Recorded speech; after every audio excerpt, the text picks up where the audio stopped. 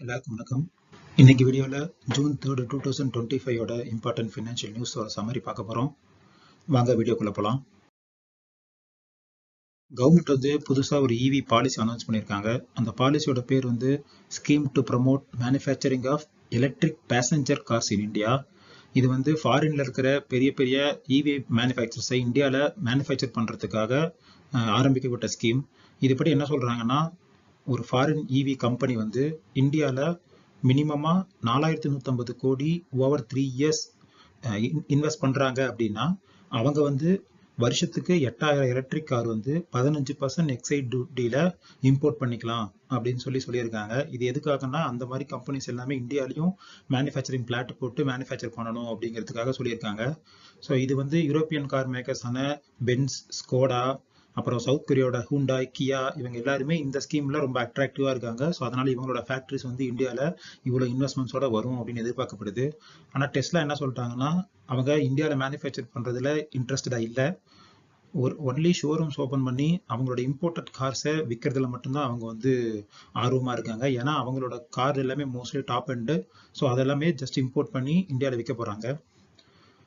நேற்றே வந்து கார்ஸோட wholesale data பார்த்தோம்.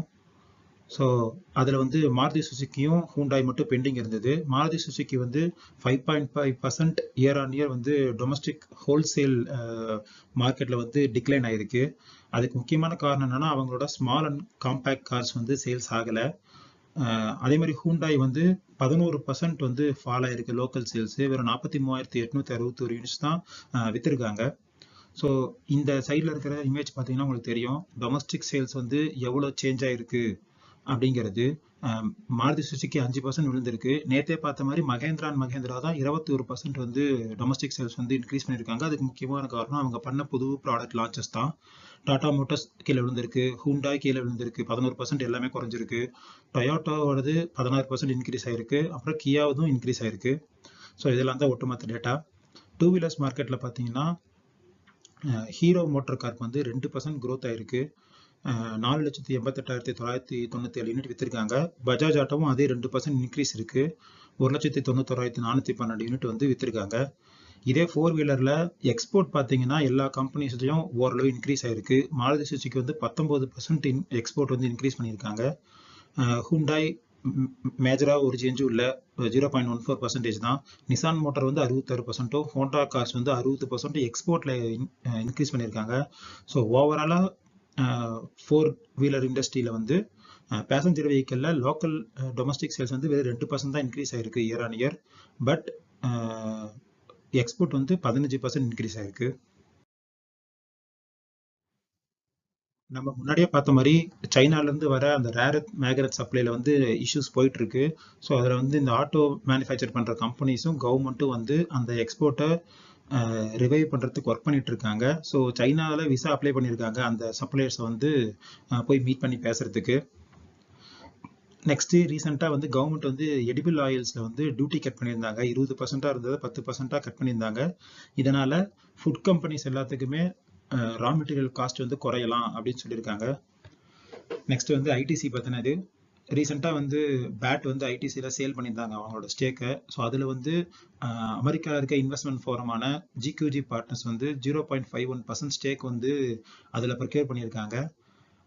ஆல்ரெடி அவங்க கிட்ட 4.96% ஸ்டேக் இருந்தது. இப்போ வந்து அது வந்து 5.47% இன்க்ரீஸ் ஆயிருக்கு. நெக்ஸ்ட் வந்து ஜைடஸ் லைஃப் சயின்சஸ். அவங்க என்ன சொல்லியிருக்காங்கன்னா, அவங்க வந்து யூஎஸ்ல இருக்க எஃப்டிஏ கிட்ட ஒரு அப்ரூவல் வாங்கியிருக்காங்க. அவங்களோட ரிஃபாக்ஸ்மின் அப்படிங்கிற டேப்லெட் வந்து சேல் பண்றதுக்கு. இது எதுக்கு யூஸ் ஆகும்னா, அந்த bowel syndrome with diarrhoea in adults அதை ட்ரீட் பண்றதுக்காக யூஸ் பண்ற ட்ரக். ஸோ அதை சேல்ஸ் பண்றதுக்கு அவங்களுக்கு வந்து அப்ரூவல் கிடைச்சிருக்கு. அப்புறம் இம்பார்ட்டண்ட்டான ஒரு கேஸ் வந்து இந்தியாவில் போயிட்டு இருக்கு. அது என்னன்னா, நோவா நார்டிஸ்க் அப்புறம் டாக்டர் ரெட்டி 2 பேத்துக்கும் நடுவில். நோவா நார்டிஸ்கோட weight loss and diabetics drug வந்து செமகுல்டைட்.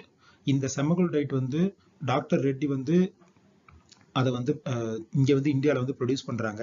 அவங்க என்ன சொல்றாங்கன்னா, இந்தியாவில் நாங்கள் சேல் பண்ண போறதில்லை, ஏன்னா எங்களுக்கு பேட்டன் கிடையாது. பட் மேனுஃபேக்சர் பண்ணி எக்ஸ்போர்ட் நோவா நார்டிஸ்க் வந்து எங்கெல்லாம் சேல் பண்ணலையோ, எங்கெல்லாம் அவங்களுக்கு பேட்டன் இல்லையோ அந்த கண்ட்ரிஸ்க்கு எக்ஸ்போர்ட் பண்றதுக்கு எங்களுக்கு வந்து லைசன்ஸ் இருக்கு. ஸோ அதை நாங்கள் பண்ண போறோம் அப்படின்னு சொல்லியிருக்காங்க. பட் ஆனால் நோவா நார்டிஸ்க் என்ன சொல்றாங்கன்னா, ஐபிஆர் படி உங்களுக்கு வந்து உங்களோட பேஸ் கண்ட்ரிலேயே வந்து பேட்டன்ட் இல்லை அப்படின்னா நீங்கள் அந்த கண்ட்ரியில் மேனுஃபேக்சர் பண்ணி வெளியே எக்ஸ்போர்ட் பண்ணக்கூடாது அப்படிங்கிறதுனால இந்த கேஸ் போட்டிருக்காங்க. இந்த கேஸோட அவுட்கம் வந்து ரொம்ப முக்கியமாக பார்க்கப்படுது. சிப்லா, லூபின், கிளென்மார்க் இவங்க எல்லாருமே இந்த நோவோ நார்டிஸ்கோட ப்ராடக்ட்டை பண்ணுறதுக்கு பைப்லைனில் வெயிட் பண்ணுறாங்க. ஸோ அவங்க இந்த ரிசல்ட்ஸ் வந்து எதிர்பார்த்துட்டு இருக்காங்க. இன்ஃபோசிஸோட சிஇஓ சேலரி வந்து இந்த லாஸ்ட் இயர்ல 22% சர்ஜ் ஆகி 80.62 கோடியா இருக்கு. அந்த இன்ஃபோசிஸ்ல இருக்க ஓவரால் எம்ப்ளாயோட மீடியன் சேலரியோட கம்பேர் பண்ணும்போது இது 752 மடங்கா இருக்கு. ஏஐ வந்து உலகம் ஃபுல்லா இப்போ டெவலப் ஆயிட்டு இருக்கு. ஆனா யூஎஸை விட இந்தியாவில தான் வந்து இந்த சாட் ஜிபிடியை யூஸ் பண்றவங்க அதிகமா இருக்காங்க அப்படின்னு ரிப்போர்ட் வந்திருக்கு. இன்னைக்கு end of the day market வந்து டவுன் தான் இருக்கு.